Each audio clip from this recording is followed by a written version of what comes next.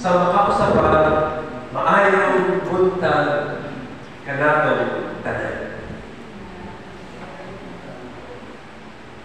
Adunay mga gibukaton sa matang kasing-kasing. Aduna usab kalipay. Aduna usab-usahay masinati nato nga ang kinabuhi hawang kaayo. O usahay usab bation nato ang tuman nga kalipay. Adunay kadasig, adunay kaluya. Nganong ingani man ang atong kasinatian? Nganong sa higayon na buot kita makasinati o higpit na kalipay, dili kini maabot ka nato? Nga bisan sa atong pagpaningkamot aron nga mahaluhay, aron makasinati sa daghan nga kadaghayan sa panalangin. Usahay makaingon ta, Lord, halayo kaayo kanamo ang imong panalangin. Kini nga mga pangutana angay nga atong hinuktukan o tubagon. O maangkon lamang nato ang insakto, husto, o tubag na makahatag o kahayan sa matag na muna o kasing-kasing diin ng gitgitan sa daghan ng mga kalisdanan. Ang tubag mao nga kini proseso sa Ginoo aron nga mahingpit ang iyang plano sa imong kinabuhi. Mission Day. Mission sa Dios. Kaning lating word nga mission o day nagahatag ka nato og mas lalong mapagsabot kung unsa man ang atong misyon o tahas niini nga kalibutan. O sa dugay o taas-taas na usab nga panahon, ang misyon sa simbahan wala kini nagbago. Posible adunay nagkahinay nga lihok apan ako nagatuo nga sa perfect nga timing niining tanan husto ra o angay ragayon nga mugunit kita diha sa Ginoo. Adunay mga grupo nga makaingon kita paspas ang ilang pagtubo. Aduna usay mga grupo o hutong sa katilingban ng Kristohanon diin inanay ra usab ang ilang pagtubo. Apan nagapamanalong kita niini asa bagayon ang focus sa simbahan. Are we for quantity or are we for quality? Kaning duha ang gidaghanon o pagkamaayo nga matang sa kinabuhi. Maoy atong goal, tumong nga makabot. Ang atong simbahan nagapanagkamot that we grow in number, and that is the quantity side of the goal. And while nag-greet ka, nga buot nato nga masinati ang gidaghanon, dili nato iset aside ang usang ka-aspeto nga maoy importante sa tanan. Ang kwalidad na kinabuhi isip usa ka Kristohanon. sa atong programa sa discipleship, tinuod dili nato kaayo kini mahatangan og panahon tungod kay daghan ang atong mga prioridad. Apan diha niini nga discipleship, diha nato makita ug gusto nako nga atong tan-awon that true discipleship must start at home. Kani nga state sa ato ang pundo sa atong paglambo, padayon pa kita na nag-equip sa sulod sa atong panimalay. Kay lisod pa na mo-embark na kita sa usa ka dako nga misyon diin halapad ang atong ang scope.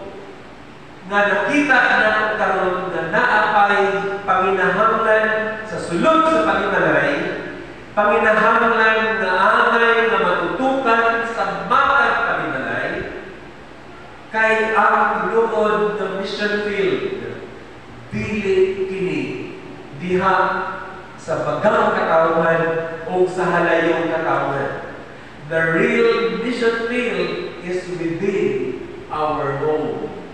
Sila ang una nato nga pag-missionary. Balikan nato pagpamalandong ang amay na atong pagtukion. Una, sa akong pag-ingon that the real mission field is naa sa atong panimalay. Kung makita nato karon ang pattern sa paglambo sa Pilipinas o bisan pa sa behavioral development ini, nakapattern kini sa Western world. Buot na kong ipasabot ang nagapanghitabo sa eskwelahan, ang nagapanghitabo diha sa komunidad, ang paglambo sa teknolohiya, nakapattern sa Western countries.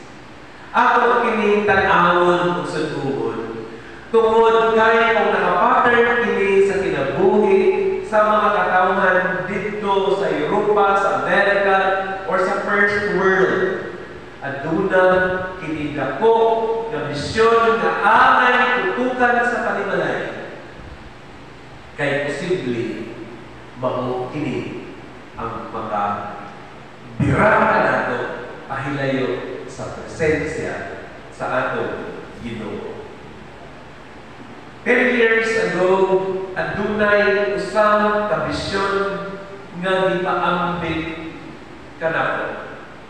Ang bisyon na gaingon, ang Pilipinas or ang Southeast Asia, diin ang Pilipinas na himutang, mamahimo siyang usa ka nasod diin pagatan-awon sa daghang katawhan tungod sa iyang pagka-mainiton sa pagpangalanan sa Ginoo. Apan sa trend sa nakakahitabo karon, langit at tunay daghan nga mga butang na angay hinuktukan sa simbahan. This is where the mission field, ang atong iglesia, ang atong sulod sa panimalay. Aduna ako'y higala nga gikan sa Silliman University. Usa siya ka doktor sa psychology. Amon na istoryahan sa dinamay adlaw ang mahitungod sa nagapanghitabo sa United States. Ang ilang mga estudyante nga naghilayo o nahilayo na sila sa tinuod nga kinabuhing Kristohano tungod kini sa sobra na paghatag nila o kagawasan sa ilang mga katawhan. And psychologically, emotionally, grabe na kalisod ang sitwasyon. o eskwelahan o dito niya na sinati na grabe na ka-corrupt ang katawhan sa Amerika. Corrupt in the sense na grabe na ka-liberated ang mga estudyante. So nakaingon siya, ang pattern karon sa sulod sa panimalay, diin ang Pilipinas nakita nga maoy nagasunod niini o bihag sa eskwelahan pala mismo.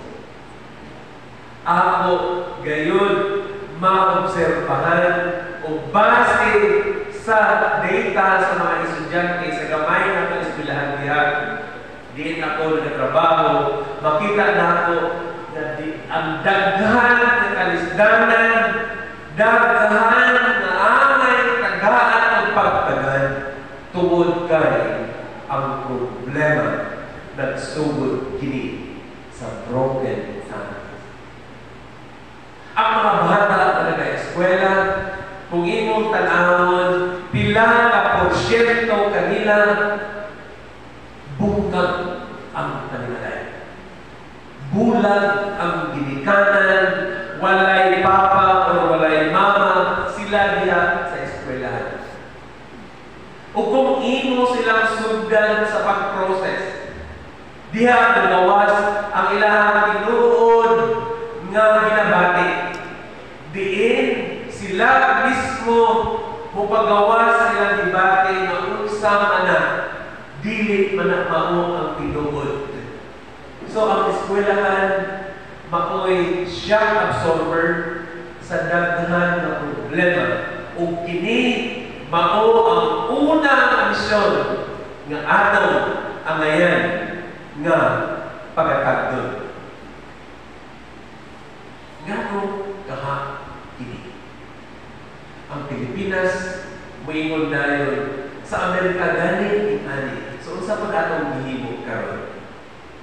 Gamay lang na pagdisiplina sa bata sa eskwelahan, masuko na ang DSWD. Gamay lang na disiplina, corporal punishment nga giniingon nato sa atong panahon. Patindugon na nagagunit o libro aron nga makaton, bawal o pwede nga mawatan o lisensya si teacher. Paluduhon sa munggos o uban pa nga punishment, dili maayo kay makahatag daw o sakit nga traumatic experience sa mga bata. Ang parang kung atong tag-awon kini mao ang butang nga ginahimo sa kaaway aron nga dili matulid ang usa ka anak sa Dios. Asa nagkulang ang simbahan? Mao nga sa atong hugpong karon, gikinahanglan nga atong strengthen ang family ministry. Uban ini adunay plano nga atong i-present unya sa church council nga pagasugdan na o magatutok ang inyong pastor sa family ministry program. Diha niini atong paningkamutan uban sa tabang sa Dios nga mahapsay ang panimalay o magsugod kini sa atong programa na angay tutukan una sa tanan ang lig-on na foundation sa Kristohanon nga pagtulunan pagkinabuhi nga maoy angay na hinuktukan sa mga ginikanan. Ang foundation sa matang panimalay naa sa ginikanan ug ang mga bata na naapa may pakaayo na wa pay nahibaluan angay na matuluan sa insakto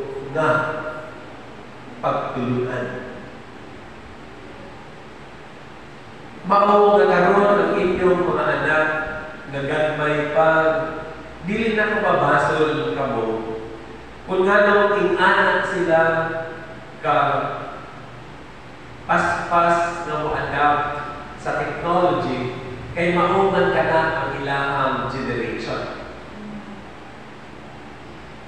Ginatugutan nato ang mga bata na dili paangay nugunit sa cellphone tungod kini sa atong rason na kulang sa panahon, kulang sa oras aron tutukan sila. Apan buot lamang nato gayon nga ipasabot nga ang pagdisiplina sa mga bata dili lamang kini sa pag-istorya, apan sa paglimit sa ilang exposure sa mga gadgets o uban pang mga butang nga makapahilayo kanato ang ilang mga pagbati nga maoy lamang ang ilang kinahuna-huna nga makakonsentrate sila sa ilahang cellphone. Kung nalipay kita usahay ni ay salamat, ihilot na siya. Nanawa lagi, tablet drive, makahilot na. Sige, nihilot and enjoy ang bata. Apan, unsay lasting na distraction ang na-create ni tungod lang sa kinaiyan nato nga pagpasagad ug sayop nga pagtuo.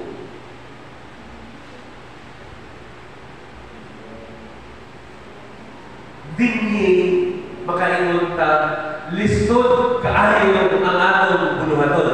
Apan ato kini nga sugdan ug hinay-hinay ato i-affirm nga masulbad kini tanan. Masulbad kini tanan. So, akong friend na ibon siya, naliman kang policy sa Amerika nga kung unsa lang gusto sa bata kung based sa iyahang paminaw na kinitama kung naa silang balaod, ang teacher walay katungod nga mo reprimand kaniya. Niingon siya na sus kung wala lang nag-eskwela ang anak sa pagka-doktor, muulit na din ko sa Pilipinas, hindi ako magpuyong. Apan piyungan na lang daw niya ang grabe kanisod. Ang usap ko namin kahigala na nagatundo sa City High School, dini sa Jansan. Makaingon siya, Pastor, very weak ang foundation sa mga bata karon. Lisod makasabot, comprehension. Lisod makabasa. Nagalit ni estudyante sa senior high. Asa magkano siya gikan ng eskwelahan, pag-grade 10, dili makabasa. Tungod ba kini sa programa sa DepEd, nga papasahon na lang sa sige na nag-absent, dili pwede na i-drop, dili pwede na i-fail. O kung among pangutanon, kay nako'y programa sa school sa senior high, nga ako sila usap i-process pinaagi sa usa ka retreat, ang masaktan namo kung saan namo pag-deal kanila diha ang gawas, walay mama, lula lang ang nag-atiman kaniya. Dito na rin mo makita ang anak ay ang ilang so, grabe kabukat na responsibilidad. Bukat, ingnon nato, apan ang tulong ka mga punto o palipay sa Ginoo ato kini nga buktan. Una, our God is a God of mission. So, kung siya ang Diyos sa misyon, kita karon nga iyang katawhan nga gihimo dili o dili gayud niya masagdan. So there is hope. Sa akong gingon nga buhat na responsibilidad nga nakasamon sa atong mga abaga. Kamurag makaingon ta, hopeless na ni Pastor pastor, wala yung ni paglao, ano na lang ni kanunay. Ang pinakamahadlok ini mga kaisunan, kanang sanayon kita sa kaaway nga anak magigna. Kana ganing atong ginasulti kanunay, naman tayo himo mo mag-ilang generation. Usan ka na, kabutangan na surrender na kita. Dili na kita bitaw to exist pag-effort. Nga kinahanglan, stop. Nga kinahanglan, atong disiplinahon, hunong, adunay limit ang tanan. Apan kung atong ganing pagyaman sila, hila pa, umagdamdan, kay dili na nimo sila kaya pa na disiplina. But our God is a God of mission. So kung ang Diyos atong Ginoo nga naay misyon, walay nagapalpak sa iyang mga plano alam na nato. Our God is a God of mission. Sa dihang nakita niya nagpakasala ang kalibutan, ang iyang mission is to save the world. O ang iyang pagbuhat ni gipadala si Jesus aron mamahimong manluluwas sa tanan. Ana ang mindset nato. We have a God who is a God of mission. So ang tanang mga butang na naa sa sulod sa pamimalay mga problema, magtuldukan ka na. If ang connection nato sa Diyos sa misyon, intimate o kanunay na nagdudod kita sa pag-ampo o paghangyo sa iyang giya. So, usa ka na ang paglaon nato at dunay paglaon o nagtulid nato kining tanan uban ang Diyos. Ikaduha na kinaiya sa atong Ginoo sa pagpamalandong nato ni ini nga misyon. He is the God who goes before us. Siya ang Diyos na nagakuyog kanato, nagauban kanato. O sa higayon nga bugat ang atong problema, i-question nato siya, Lord, where are you in moments na kami naglisod? It is that God who leads us. It is we who actually disregard Him. Dili nagabiya ang Ginoo kay kana ang iyang saad. Siya kanunay magauban kanato. Ang problema nagpahilayo kita kaniya o sa dihang kita nagagma wa tay laing blame. Siya nagabati nato na halayo siya nato. Kani angay nato na misyonan. Kini angay nato na hinuntukan ng mamalandong kita niini. Kay kini nagahatag ka nato karon ug usa ka paglaom. Nga Ginoo ni ay sa misyon, kauban nato kanunay. Kauban nato kanunay. Mga kaigsuunan, sa tanang mga promises sa atong Ginoo, girap up niya pinaagi sa iyang pagsulti, I will never ever leave you nor forsake you. Ako ka na dawaton. Let us claim that nga siya dili gayon mubiya muuban siya kanato sa kanunay. Ikatulo, ug katapusan na kinaiya sa Dios sa misyon. He is the God who walks with us. How does knowing that God goes before our efforts change the way we think about them? Usahay na una-una na ang tapoy aktuan matag Domingo, matag Miyerkules, kunya kung magsugod na ang atong family na ministry, mag-schedule kami na si pastor pamisita, usahay sa ako kung kanyang simbahan. Pamanpunta ni trabahoon karon pero may Domingo man musimba na lang sakta. Kanang inana bitaw. Daghan na unta kong trabahoon karon pero sulit na lang sa pastor, di ko makaadto tungod kay mauni nga mga rason. Ako bang dibati? Or does it feel like a waste of time to be in this church? Ako bang dibati nga muraman o sa mga muraman ang ginapon, manganta dito, ato palang panglaban o gana ang sinina. Kana ba usamay ang atong mga kinaiya, igsoon? Mao nga ato gayon hinumduman sa kanunay. Nga ang Dios nga nagagunit sa atong mga kamot, anaan siya kanunay. O kini nga saan, kini nga punto, ato kini nga inutukan.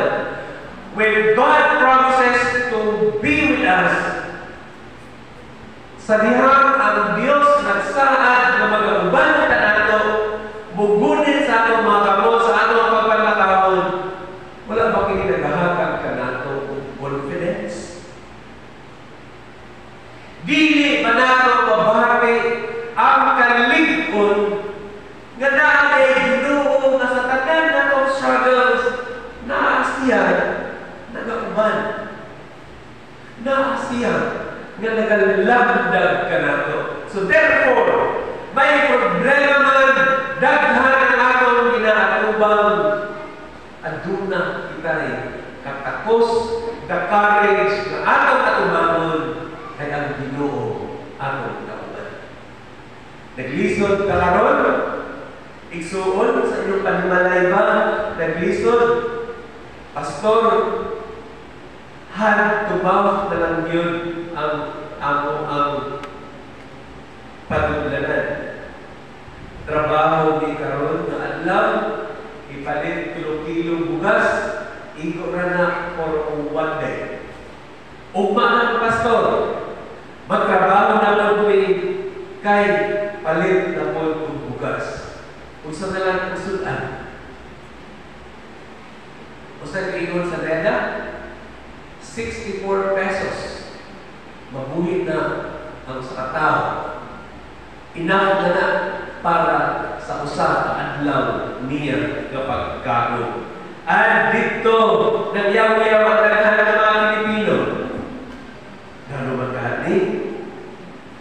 So, kung ako unang-unang kini, sakto ka ha? Bila naman ang kilo sa bugas ni Sohol? 55 to 60. Niya ingon siya 64. Sakto na nga. Gastos o sa kaadlaw. Kung 5 yung anak, pilay ka unong anak. O sa isudanon. Apan, ginakonfront kita karon na ang Ginoo ayaw kahadlok. That confidence that comes from our God, maghatag nato kini kung paglaon na laban. Ang nabitaw siya katingon, laban na gihapon, bisig wa ka kabalo sa kaaway. Ang tunay na kaaway nato, atong kaugalingon, pagkatapulan, kung buntag dugay mamata, na-learn na nato sa ano ang previous na mga meditations. Giingon nato nga mga dato o mo dato ay tagdugay matulog sa iyong mata. Anak pastor, mudato na sila. Pero kung ikaw, dugay matulog kay sila sa Facebook, di ikaw dato gagawin na. Ha? Kunya kung hanggang kang load, 30 na rin mong guula sa tanan na kalimutan kay mura na o kinsay nakabati na niini. Kaya itong akong kailan, akong friend na psychologist na ingon, pagkutan ada yung mga membro pastor, pila ka oras ang ilang inaspend sa pagtanaw sa ilang cellphone, sa Facebook, social media. Pila ka oras ang ma-spend sa paggamit ng cellphone. O sige, ako pumatanon. Pero so pinadaan, kung 1 hour a day, or ingani, kung sa man ang imuhang diagnosis, anak, ingon siya. Kung mulagpas na gani o 3 hours a day, na naisip tumas na adunanay na kung change sa behavior ni. O kung mas lala pa ngayon, kaya kung from time to time na ang cellphone, magandang ingon siya, ang ilahang concentration karon aduna dakong threat. O kung ang bata or youth nimon sa simbahan muspend o pila ka oras sa pagdula o ML kung sa mga dula kita nay usa ka disorder nga amay na-treat. So atong ginatanaw karon, is technology really a big help para mapasimple ang tanan? Or ang technology usapod ka butang aron nga mapadali ang tanan butang ang kaugmao ng ini. So aduna siya daghan parihas both nga mahatag nga mga benefits, disadvantages o advantages. Apan tanan ni puro gayon kadalo. Mission sa day. Mga ba ka dito kung pusang niya ang Ginoo mao kini na-lift out ang panimalay.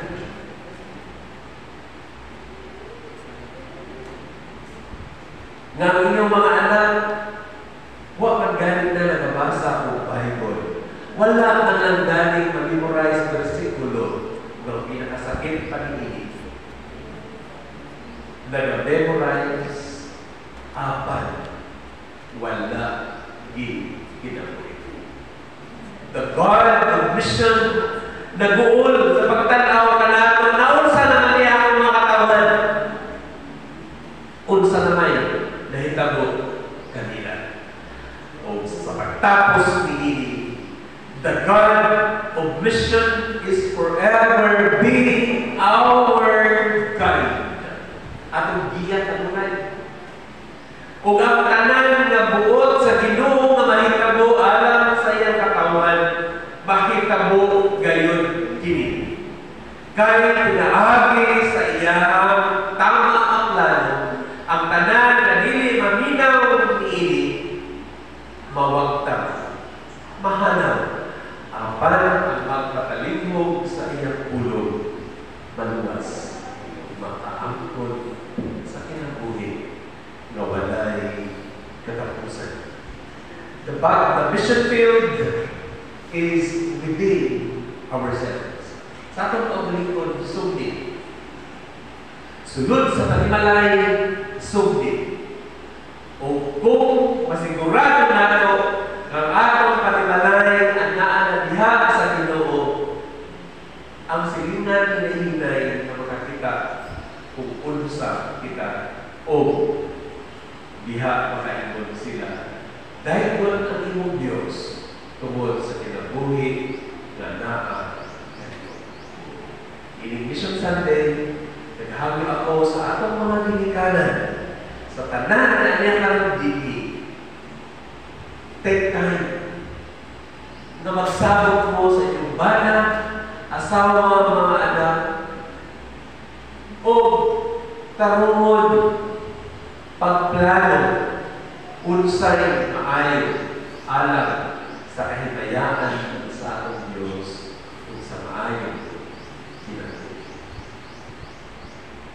How challenging Vision Sunday. Kung nagpahinawag ako, na dili lamang butog sa pagpabinaw, apan ato kayo ipinabuhi ang challenge ni ini na panahon. Ubanang sa tabang sa Diyos. Amen.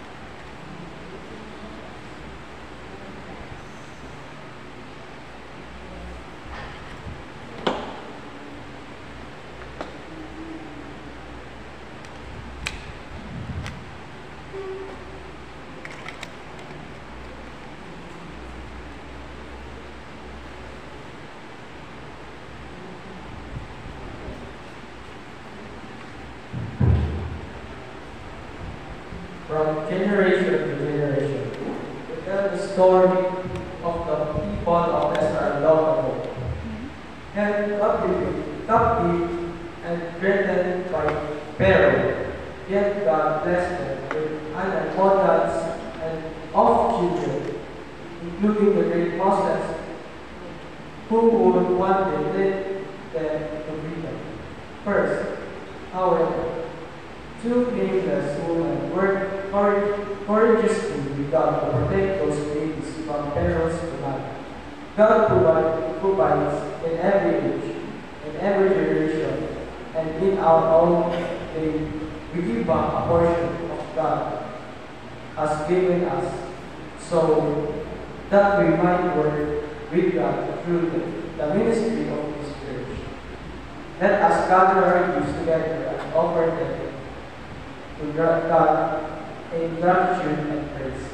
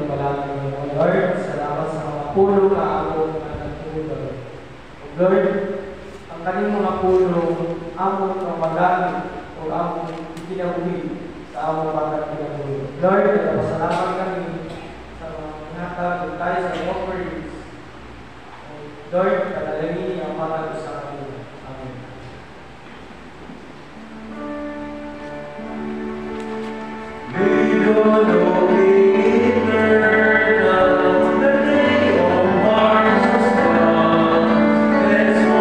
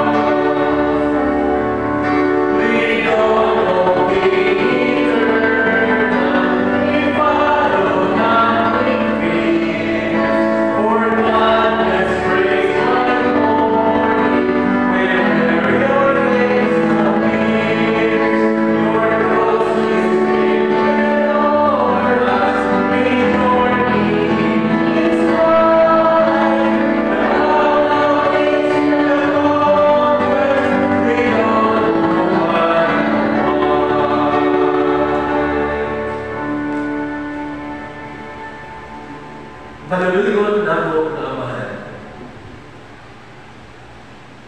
Ang buluhaton aron nga ang imong katawhan mahikusa diha sa usa ka tumo nga mao ang pagkinabuhi mamalipay nga nagasubay sa imong mga pagbuod. Taliwala sa daghan ng mga challenges na among ginatubag. Among gayon gibati ang kahuyan. Apan salamat tungod kay ikaw, ang Diyos na nagalingkod ka namin tanan. Nag-aampo kami kanino. Nga diha sa matag panimalay, imong dasigon ang matag usa. Ilabi na gayon ang langit ng kaalam imong ihatag sa tanang mga ginikanan.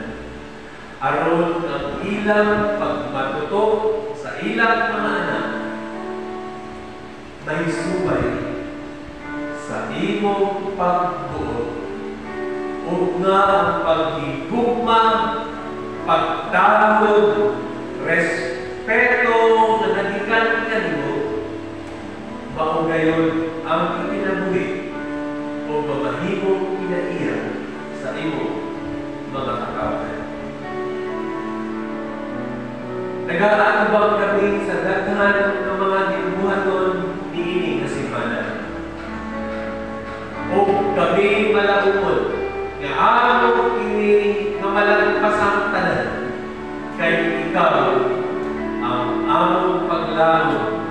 Ikaw ang among puso. Ikaw ang among Diyos na gamhanan. Sa tanang mga pagbiyahe namo matag karon unya imo Dios nga panalaginan. O ang tanang katawhan nga imong pagagamiton aron isamyaw ang imong pulo. Pagagamiton nimo maigi aron nga pulo nga magagula sa ilang mga baba mahisama sa usang kabitnik na moturok o budako o mulagbo alam sa katumanan sa imong pagbuod niini na kalibutan. Panalangini bisan pa o Diyos ang tanang nagkasaulog sa ilang birthday sa timong bulan sa Agosto. Ikaw ang amahan ang mag-provide sa tanang panginahanglan nila. O ikaw ang Ginoo ang mag-aayon kanila o maghahatag sa taas na kinabuhi o malipayon nga pagpuyo. Diha sa mga manag-iayon na nagasaulog o magsaulog sa ilang mga wedding anniversaries, ikaw ang Diyos ang padayon na magabugkos kanila sa gugma o ilang hinugduman na ang ilang mga kinabuhi na giiusan ni mo Diyos, kinabuhi na adunay misyon aron na maligpon ang matag panimalay pinaagi sa pagsinabtanay o pagtibugmaay nga hindi. Panalangini o Diyos ang tanan namong mga gibuhaton paningkamot diin nga semana ang matag panimalay mahimusang sa paghibayan sa imanan o dili kapuyon sa pagdali o pagsimba kanimo sa adlaw tanan. O karon ang panalangin sa Dios nga gamhanan, ang Dios ng aksyon, maanaan ka nato tanan. Diha ang Kristo na nagmando ka nato sa pagsamyaw sa iyang mga pulong aron magulahan ang tanan ng mga sunod niini o diha sa Espiritu Santo nga nagadasig ka nato aron